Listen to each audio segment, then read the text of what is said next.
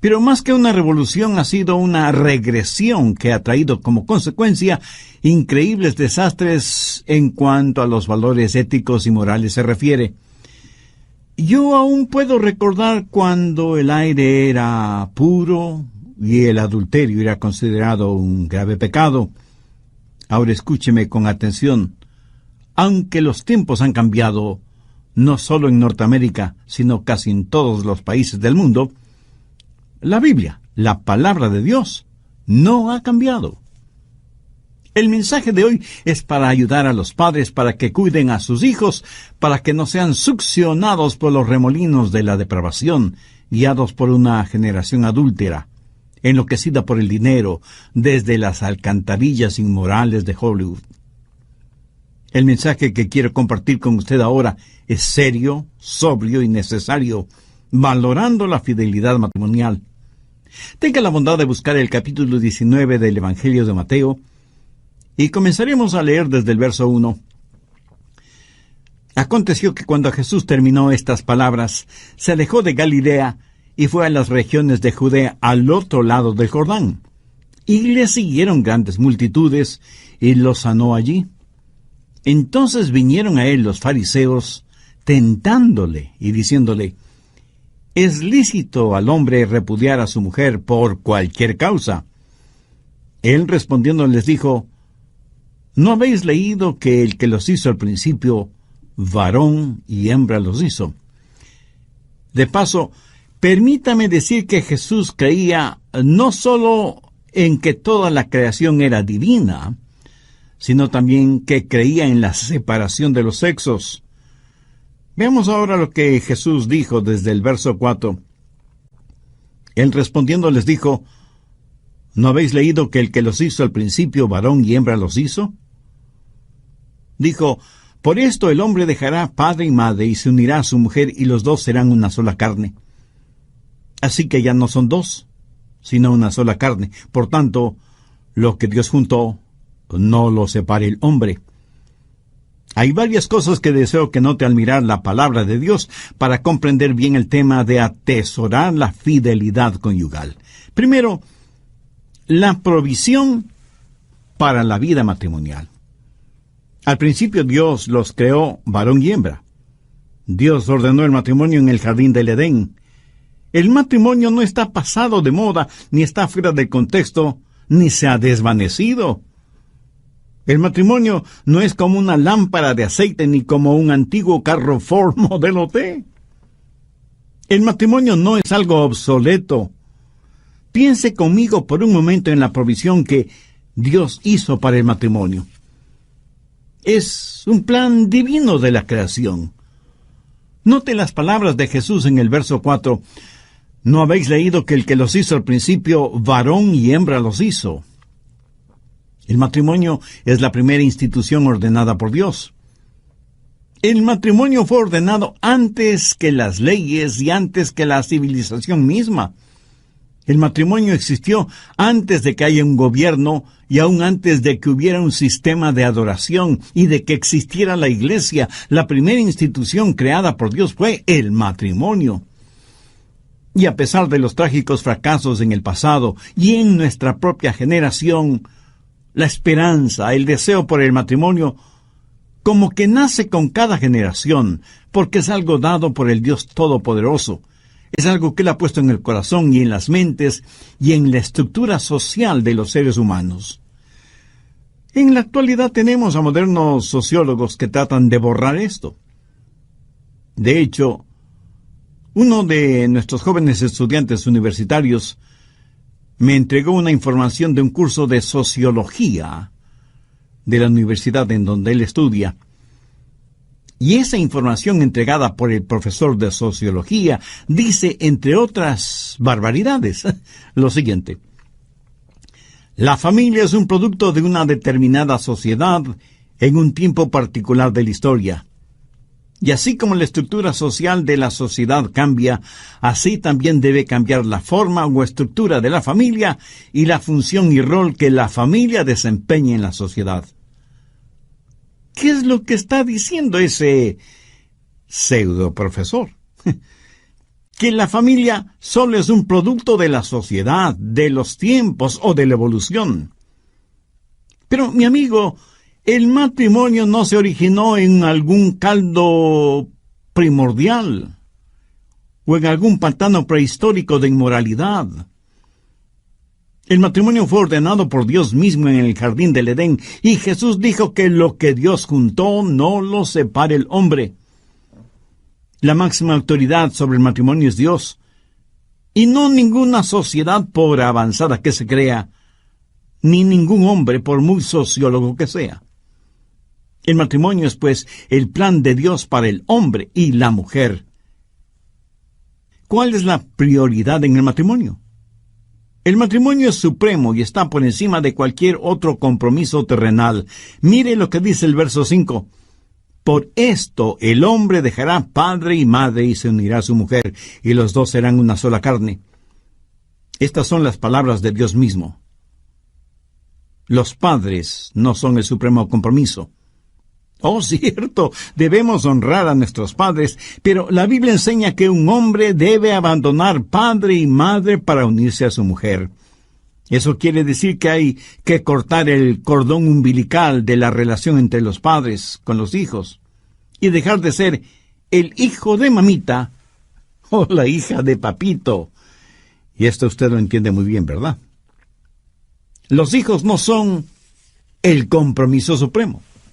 Cierto, debemos amar y cuidar de nuestros hijos, pero si usted es una madre, comete un trágico error cuando derrama toda su devoción y cuidados en sus hijos, olvidándose de su esposo, y sin pensar que tarde o temprano los hijos abandonarán el hogar.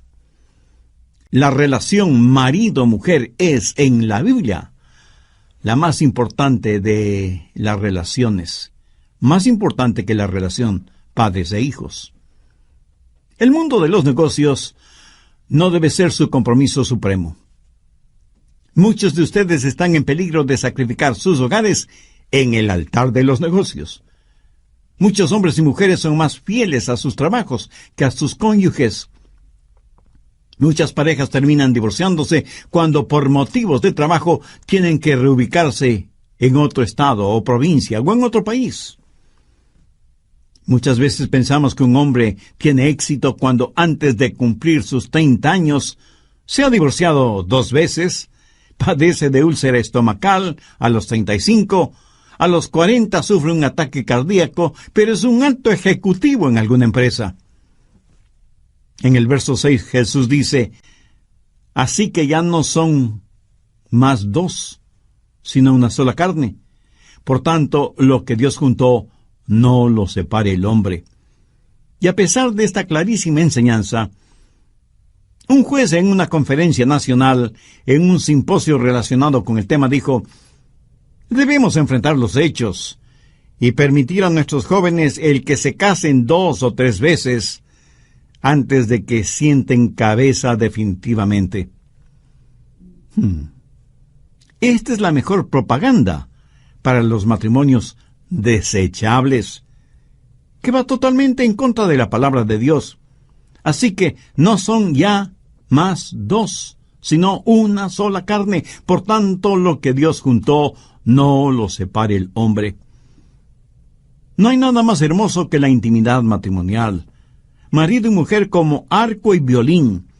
Separados no sirven para nada. Juntos pueden producir hermosa música. Marido y mujer, una sola carne. Un matrimonio monógamo que no se lo debe confundir con un matrimonio monótono. Cuando Dios no nos permite alguna cosa es para que no nos hagamos daño a nosotros mismos. Y cuando Él nos lo permite es para nuestra felicidad. En una encuesta sobre el matrimonio, realizada no hace mucho tiempo, se descubrió algo muy interesante. Las parejas que estaban completamente satisfechas con su vida sexual eran los matrimonios que creían firmemente que el sexo fuera del matrimonio era algo equivocado y negativo. Las personas que guardan los mandamientos de Dios en lo concerniente al sexo son las que tienen una satisfactoria vida sexual y gozan de la intimidad sexual en su matrimonio que aquellas que desechan las normas divinas. La encuesta también reveló que el 72% de los matrimonios tradicionales, esto es, un hombre y una mujer hasta que la muerte los separe, tenían hogares mucho más estables y seguros que en los hogares formados con uniones libres. ¿Por qué? Porque Dios tiene un plan magnífico para los matrimonios que operan y funcionan bajo sus instrucciones. Busque 1 Corintios, capítulo 7, los versos del 3 al 5. El marido cumpla con la mujer el deber conyugal, y asimismo la mujer con el marido. La mujer no tiene potestad sobre su propio cuerpo, sino el marido, ni tampoco tiene el marido potestad sobre su propio cuerpo, sino la mujer. No os neguéis el uno al otro, a no ser por algún tiempo de mutuo consentimiento, para ocuparos sosegadamente en la oración, y volved a juntaros en uno, para que no os tiente Satanás, a causa de vuestra incontinencia. Ahora, ¿qué significa todo esto? Que Dios nos ha dado el sexo no solo para procreación, sino también para comunión, gozo, comodidad, satisfacción biológica, demostración de afecto, amor mutuo, de necesitarse físicamente el uno al otro. En la Biblia, cuando marido y mujer se juntan sexualmente, por lo general usan la frase «y conoció a su mujer». Significa que el sexo es una forma de comunicación que no se la puede describir con palabras. Es una forma de decir, te amo, y quiero sentirte en mí, y que tú me sientas en ti. Cuando en sus mandamientos Dios dijo que no se debe cometer adulterio, y que hay que huir de la fornicación, no es que Dios está tratando de impedirle el usar algo que Él mismo creó, sino que trata de protegerlo para que sepa apreciarlo. El sexo es un hermoso regalo de Dios. Y cuando Él dice, no adulterarás, es porque el matrimonio es tan estupendo que Dios no quiere que lo adultere con nada. Si usted tuviera una pintura original de Rembrandt o Miguel Ángel o Van Gogh, estoy seguro que no la tendría exhibiéndola en las paredes de su oficina o de su sala, sino que la tendría bien asegurada en la bóveda de algún banco. Dios ha protegido esto del sexo porque es intrínsecamente hermoso. Dios no es negativo en cuanto a la vida sexual de sus hijos. Más bien es muy positivo si es que lo sexual se lo maneja correctamente, en el lugar apropiado y en la forma adecuada. Si usted tiene un hermoso jardín con un césped que parece alfombra, mientras está ahí ese césped no hay ningún problema. Pero recorte un trozo de césped y póngalo sobre la alfombra de su sala e instantáneamente deja de ser hermoso, ¿verdad? ¿Por qué? Pues porque está fuera de lugar. No cumple la función para la cual fue sembrado y cultivado. ¿Lo entiende? Y aunque un buen césped es una cosa agradable en el jardín, fuera de contexto se vuelve feo y desagradable. Bien, primero hemos visto la provisión para la vida matrimonial. Segundo, la contaminación de la vida matrimonial. Veamos Mateo 19, los versos del 7 al 9. Le dijeron, ¿por qué pues mandó Moisés dar carta de divorcio y repudiarla? Él les dijo, por la dureza de vuestro corazón. Moisés os permitió repudiar a vuestras mujeres, mas al principio no fue así. Y yo os digo que cualquiera que repudia a su mujer, salvo por causa de fornicación, y se casa con otra, adultera. Y el que se casa con la repudiada, adultera. ¿Qué es lo que el Señor está diciendo aquí? Que el adulterio es un pecado que contamina la vida matrimonial. Adulterar significa hacer algo impuro. Y Dios no quiere que usted vuelva impuro algo que Él creó para que sea puro y hermoso. Cuando un hombre o una mujer comete adulterio, ¿qué clase de pecado comete? Se lo diré. Pecan contra ellos mismos. Pecan contra su propio cuerpo. En 1 Corintios 6:18 la Biblia dice: «Huid de la fornicación. Cualquier otro pecado que el hombre cometa está fuera del cuerpo, mas el que fornica contra su propio cuerpo peca». Eso significa que hay algo absolutamente único en el pecado de la inmoralidad. No hay pecado más destructor en lo espiritual, mental y físico que el pecado del adulterio. Si tuviéramos que hacer una lista de pecados por su gravedad, el adulterio tendría el carácter de único, porque es un pecado contra uno mismo. Un psicólogo de una famosa universidad norteamericana dijo que el 50% de los estudiantes universitarios sufren problemas psicológicos debido primordialmente a las relaciones inmorales que tienen.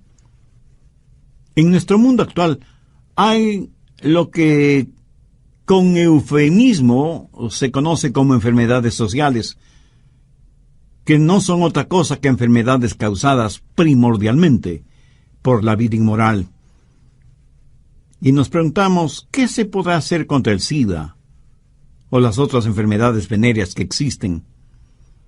Pero nadie hace caso de la palabra de Dios, lo que Dios dice en su palabra. Nadie quiere obedecer lo que la Biblia dice al respecto. Pero todos hablan acerca de la práctica del sexo seguro. Lo paradójico es que Dios nunca vio el sexo como algo peligroso. El plan de Dios siempre incluyó el sexo sagrado, no el sexo seguro. Usted puede sembrar cardos y espinas si así lo quiere, pero no se asombre ni se asuste por lo que coseche. Mucha gente pasa de lunes a sábado sembrando hierba mala y el domingo van a la iglesia a orar para que Dios les dé una buena cosecha de trigo o de maíz. En unos casos, en otros, muy pocos piden perdón a Dios por lo que han sembrado. Dios quiere y puede perdonar, pero la tierra siempre le dará abundantemente lo que usted sembró. Todos sabemos que hay una ley inexorable. Se cosecha lo que se siembra y siempre se cosecha más de lo que se siembra. Bien lo dice el refrán popular: siembra vientos y cosecharás tempestades. ¿Qué está sembrando usted en su vida? Si no conoce al Señor Jesucristo como Salvador, le puedo asegurar que está sembrando cardos y espinas, y eso es exactamente lo que cosechará. ¿No le gustaría tener ahora mismo la seguridad del perdón de sus pecados? Si es así, le invito a orar a Dios de la siguiente manera: querido Dios, gracias por haberme permitido mirarme en el espejo de tu palabra. Me reconozco pecador delante de ti. Estoy perdido espiritualmente y necesito la dádiva de tu gracia y misericordia.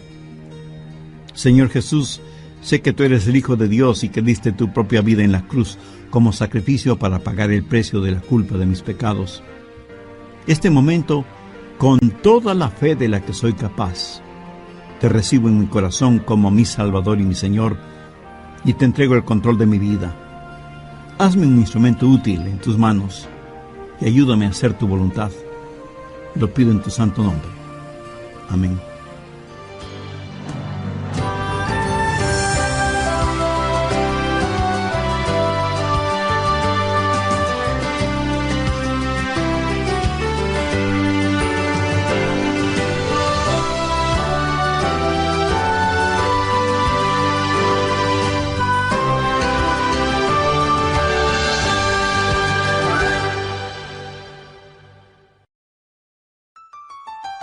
¿Qué es lo peor del adulterio? Lo peor del adulterio es que es un pecado contra Dios. Es como poner nuestro puño cerrado frente al rostro de Dios. Cuando David cometió el pecado de adulterio, si bien es cierto que se arrepintió, Escuche lo que dice en el Salmo 51:4: contra ti solo he pecado y he hecho lo malo delante de tus ojos. ¿Por qué dijo David eso? Porque Dios ya lo había dicho sin ningún titubeo en el libro del Éxodo: no cometerás adulterio. El adulterio muestra desprecio y falta de respeto hacia Dios. Este es un tema fuerte. Con todo, se debe predicar porque con una experiencia de adulterio, además de romper la ley de Dios, se quebranta el corazón de un Dios amoroso y santo. De lo que nadie debe tener dudas es que Él juzgará el pecado de adulterio. Hola, ¿qué tal? Les saluda Irving Ravelo. Hoy, en El Amor que Vale, el pastor Adrián Rogers, con su habitual honestidad, comparte verdades bíblicas, profundizando para ayudarle a crecer en su relación con el Señor Jesucristo. A continuación, el doctor Adrián Rogers, en la voz del pastor Lenín de Llanón, concluye su enseñanza, valorando la fidelidad matrimonial. Lord Byron, el famoso poeta inglés, fue un joven completamente mundano y su corta vida la vivió en depravación absoluta. Sin embargo, escribió lo siguiente: mis días son como una hoja amarillenta. Las flores y los frutos de la vida han desaparecido y solo me quedan los gusanos de mi gangrena y mi propia aflicción. ¿Qué sucedió con él? Pues que creyó las mentiras de Satanás y se hundió en una vida completamente inmoral, en todo sentido. El adulterio es un pecado contra uno mismo, pero además es un pecado contra el hogar. Las inocentes vidas de los hijos son destrozadas por causa del adulterio. El hombre que adultera es como si les dijera a sus hijos: su madre no vale nada y ustedes tampoco. Además, el honor no es tan importante como el placer, y mi propia satisfacción personal es más importante que su madre o ustedes. El matrimonio monógamo, un hombre para una mujer y una mujer para un hombre, fue instituido por Dios el Creador para la protección y el desarrollo y la realización de las más profundas necesidades psicológicas, físicas y espirituales de los seres humanos, y la fidelidad conyugal es el pegamento que mantiene la familia unida, y la familia es el núcleo de la sociedad. La familia fue establecida para proveer amor, cuidado físico, desarrollo social y espiritual de cada miembro del hogar. La fidelidad conyugal es lo que mantiene ese núcleo familiar unido. Ahora puede entender por qué Satanás ha apuntado toda su artillería infernal en contra de la familia por medio de la inmoralidad sexual. Pero no solo que el hombre o la mujer pecan contra ellos mismos y contra el hogar cuando adulteran, sino que también pecan contra la iglesia. Si usted es miembro de una iglesia cristiana evangélica y comete adulterio, está pecando contra todos los miembros de la iglesia, porque todos formamos el cuerpo del Señor, que es la iglesia. 1 Corintios 3, versos 16 y 17. ¿No sabéis que sois templos de Dios, y que el Espíritu de Dios mora en vosotros? Si alguno destruye el templo de Dios, Dios le destruirá a él. ¿Qué es lo que está diciendo el apóstol? Que estamos en esto juntos. El contexto de este versículo habla de inmoralidad, y Pablo está argumentando cómo pueden cometer inmoralidades y pecar contra el cuerpo de Cristo. Escúcheme, el adulterio es también un pecado contra la nación, es un acto de alta traición y nos hace daño a todos. Proverbios 14:34 dice: la justicia engrandece a la nación, mas el pecado es afrenta de las naciones. Y en Deuteronomio 22:22 leemos: si fuere sorprendido alguno acostado con una mujer casada, con marido, ambos morirán, el hombre que se acostó con la mujer, y la mujer también. Así quitarás el mal de Israel. En el Antiguo Testamento y bajo la teocracia, el pecado del adulterio era castigado con la pena capital. Los culpables, hombres y mujeres, debían ser ejecutados. ¿Por qué? Para eliminar el mal, el pecado de Israel. Entre las cosas tontas o necias que muchas veces oímos, escuché la siguiente. Algunas personas dicen: ¿qué tiene que ver el carácter con la habilidad de liderar una nación? Mi amigo, el carácter tiene que ver con todo. Importa el carácter de una persona tanto y en cuanto pueda guiar una nación, o una empresa transnacional, o una iglesia. El adulterio no es adulterio si lo comete el presidente del país, pero sí lo es si lo comete el pastor de una iglesia. El adulterio es disculpable entre los ricos y famosos, pero es intolerable entre los pobres y menesterosos. ¿Qué es lo que nos está pasando? ¿Estamos todos locos? ¿O somos todos tan necios? Si usted sabe algo de historia, habrá notado que fue la inmoralidad la que provocó la caída de grandes imperios. Egipto, Babilonia, Grecia, Roma. Y cuando se escribe el epitafio de nuestra nación o nuestras naciones, a menos que nos arrepintamos, la inmoralidad generalizada será la que destruya nuestros países. Verá, el enemigo de nuestros hogares es el enemigo de nuestra nación. ¿Por qué? Porque la gente que trata lo sexual muy a la ligera, tratará a las otras personas también muy a la ligera. Y así no puede subsistir una sociedad, no puede haber gobierno sin entendimiento y mutuo respeto. Pero lo peor del adulterio es que es un pecado contra Dios. Es como poner nuestro puño cerrado frente al rostro de Dios. Cuando David cometió el pecado de adulterio, si bien es cierto que se arrepintió, escuche lo que dice en el Salmo 51:4. Contra ti solo he pecado y he hecho lo malo delante de tus ojos. ¿Por qué dijo David esto? Porque Dios ya había dicho sin ningún titubeo en el libro de Éxodo, no cometerás adulterio. El adulterio muestra desprecio y falta de respeto hacia Dios. Cuando usted adultera, no solo que rompe la ley de Dios, sino que quebrante el corazón de Dios, porque Dios es un Dios amoroso y santo. Usted puede tener la absoluta certeza de que Dios juzgará su pecado de adulterio. Anote Hebreos 13:4. Honroso sea en todo el matrimonio y el lecho sin mancilla, pero a los fornicarios y a los adúlteros los juzgará Dios. Y en Job 31:11 leemos, porque es maldad e iniquidad que han de castigar los jueces. Y Levítico 20:10 dice, si un hombre cometiere adulterio con la mujer de su prójimo, el adúltero y la adúltera indefectiblemente serán muertos.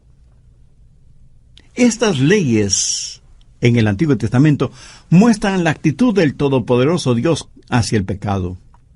Busque Proverbios 6, desde el verso 27. ¿Tomará el hombre fuego en su seno sin que sus vestidos ardan? ¿Andará el hombre sobre brasas sin que sus pies se quemen? Así es el que se llega a la mujer de su prójimo.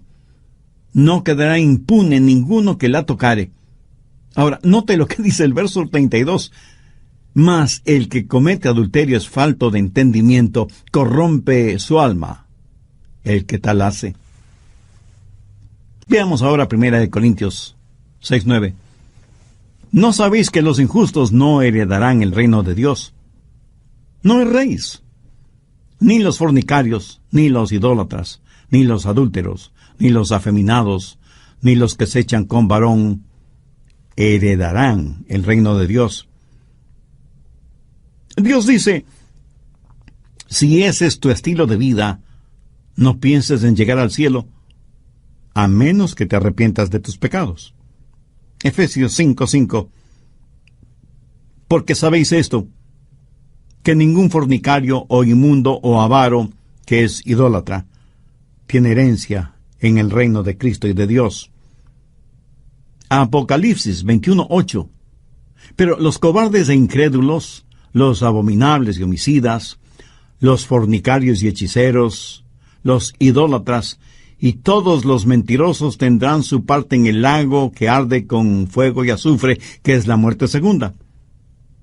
Si usted vive en adulterio y no le pasa absolutamente nada, no es porque Dios esté aprobando su pecado, sino porque usted todavía no ha sido juzgado. Busque Romanos 2:5. Pero por tu dureza y por tu corazón no arrepentido, atesoras para ti mismo ira para el día de la ira y de la revelación del justo juicio de Dios. El día de la ira de Dios todavía no ha llegado, pero llegará, se lo aseguro. Ese día llegará. Tercero, la preservación de la vida matrimonial. Dios nos ha dado un plan absolutamente claro. Mateo 19, los versos 4 y 5. Él respondiendo les dijo: ¿no habéis leído que el que los hizo al principio, varón y hembra los hizo? Y dijo: por esto el hombre dejará padre y madre y se unirá a su mujer, y los dos serán una sola carne. Le voy a dar algunas palabras para que le ayuden a mantener su matrimonio en el camino correcto y para que usted se conserve puro. Decisión. Tome la decisión de vivir para Dios. Recuerde que Dios jamás forzará su voluntad en usted. El escuchar estos mensajes no le cambiará a menos que usted decida obedecer la palabra de Dios. Escoja este mismo día a quién va a servir. Entregue su corazón y su vida a Cristo. Dependencia. No es suficiente el decidir, sino también el depender de Dios. Porque usted en usted mismo no tiene la fortaleza espiritual para hacerlo, y Dios quiere ayudarle si usted depende, confía en Él. En 1 Corintios 10:13 leemos: no os ha sobrevenido ninguna tentación que no sea humana, pero fiel es Dios, que no os dejará ser tentados más de lo que podéis resistir, sino que dará también juntamente con la tentación la salida para que podáis soportar. Devoción. Comience a amar al Señor con todo su corazón, con toda su mente, con toda su alma, con todas sus fuerzas. Ame a su cónyuge como se ama a usted mismo. Ame con un amor sobrenatural. Después de su decisión y su dependencia, deje que Dios derrame su amor por su intermedio. Usted debe amar a su cónyuge, no si es que se le antoja, sino porque es mandamiento de Dios. Maridos, amad a vuestras mujeres. Las ancianas deben enseñar a las mujeres jóvenes a amar a sus maridos y a sus hijos. Escúcheme, el amor hacia su cónyuge fluirá del amor que usted tenga hacia Dios. Desarrollo. Continúe alimentando su amor en forma diaria. Nutra cada día su amor. El amor no es como un diamante exquisito que usted tiene y lo contempla y admira su belleza y lo exhibe de vez en cuando, pero que la mayor parte del tiempo lo tiene bien guardado. El amor es algo que crece. Es más como una flor que necesita ser nutrida, cuidada, cultivada, protegida, y cuya belleza total se desarrolla durante toda una vida. Hombres casados coquetean todavía con sus esposas. No lo haga con otras mujeres, pero sí con su esposa. Mantenga su carácter romántico durante toda su vida. Nunca llame a ninguna otra mujer con adjetivos calificativos que solo deben ser dedicados a su esposa. Expresiones como corazoncito, mi negrita, mi gordita, mi flaquita, terroncito de azúcar o lo que sea. Deben ser expresiones que usted se las dice a su esposa y no a ninguna otra mujer. Disciplina. 27 veces en el Nuevo Testamento se nos dice que debemos huir de la fornicación, que evitemos las malas compañías, que no leamos o miremos basura. Permítame preguntarle, ¿comería usted basura? Por supuesto que no. Entonces, ¿por qué poner basura en su mente? ¿Por qué convertir a su corazón en un basurero, aceptando la basura de todo el mundo? Cuando era todavía estudiante en la universidad, sobre mi escritorio tenía una plaquita con la siguiente frase: aquel que no quiera caer, no debe caminar por lugares resbalosos. Manténgase puro y limpio. Sea cuidadoso con lo que pone frente a sus ojos, con lo que escucha. Hay necesidad de tener disciplina. Por lo general, cuando una persona es disciplinada en las diferentes áreas de su vida cotidiana, le es mucho más fácil el ser disciplinada también en su vida sexual. Determinación. Quiero decir, decídase de una vez por todas. Escuche lo que dijo Job. Hice un pacto con mis ojos. ¿Cómo pues había yo de mirar una virgen? Y el rey David exclamó: pronto está mi corazón, oh Dios. Mi corazón está dispuesto. Determine en su corazón y en su mente de una vez por todas tener una vida sexualmente pura. Cuando ha tomado esa determinación, no tiene que batallar cuando está solo en una habitación de hotel acerca de lo que va a mirar en la televisión. ¿Por qué? Porque usted de antemano ya ha tomado una determinación y, por así decirlo, esa gran decisión que hizo le ayudará en un sinnúmero de decisiones pequeñas. Pero no lo podrá hacer si antes no ha tomado una determinación. Pronto está mi corazón, oh Dios. Mi corazón está dispuesto. Y le puedo asegurar que bien vale la pena hacer esto. Tal vez algunos de quienes están escuchando este programa me digan: el pastor Rogers hubiera deseado escuchar este mensaje unos cuantos años atrás. Mis amigos, recuerden que Dios es un Dios de gracia, es un Dios de perdón. Cuando el apóstol Pablo, escribiendo a los creyentes en Corinto, les dijo: ni los fornicarios, ni los idólatras, ni los adúlteros, ni los afeminados, ni los que se echan con varones, ni los ladrones, ni los avaros, ni los borrachos, ni los maldicientes, ni los estafadores heredarán el reino de Dios. Inmediatamente añade una frase muy importante: y esto erais algunos. ¿No le conmueve esa frase? Y esto erais algunos. El apóstol Juan en su primera epístola dice: si confesamos nuestros pecados, Él es fiel y justo para perdonar nuestros pecados y limpiarnos de toda maldad. Note que dice que nos limpia de toda maldad. Y lo que Dios ha limpiado, ningún hombre puede llamarlo sucio. Una de mis historias bíblicas favoritas es la de la mujer sorprendida en adulterio. Creo que todos sabemos los detalles de esa historia. Al final Jesús le preguntó a la mujer: ¿ningún hombre te acusa? Y ella le contestó: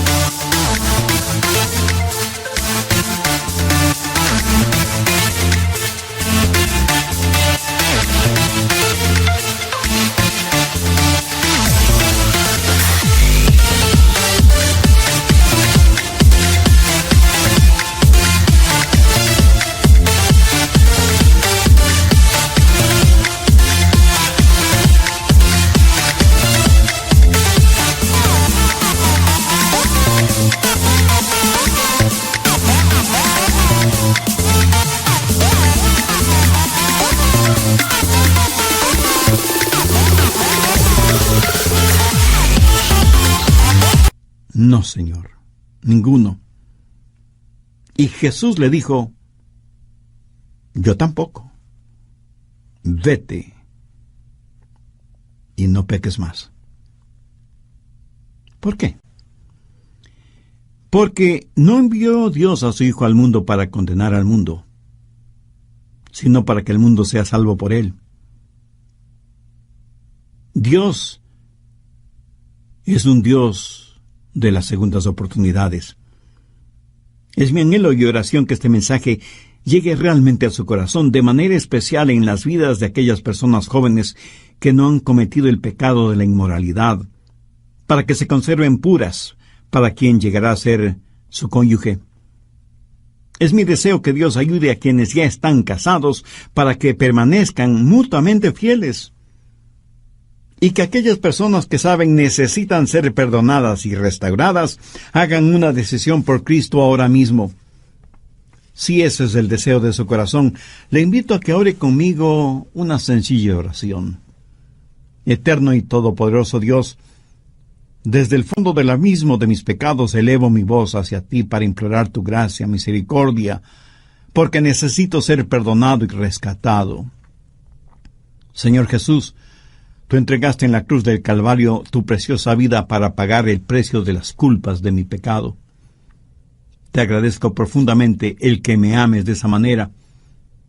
Por eso quiero invitarte a que vengas a morar en mi corazón ahora mismo y seas mi Salvador y mi Señor.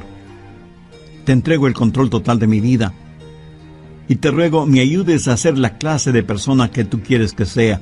Dame la fuerza para nunca avergonzarme de ti o de tu palabra. Y úsame como instrumento útil en tus manos. Lo pido en tu santo nombre. Amén.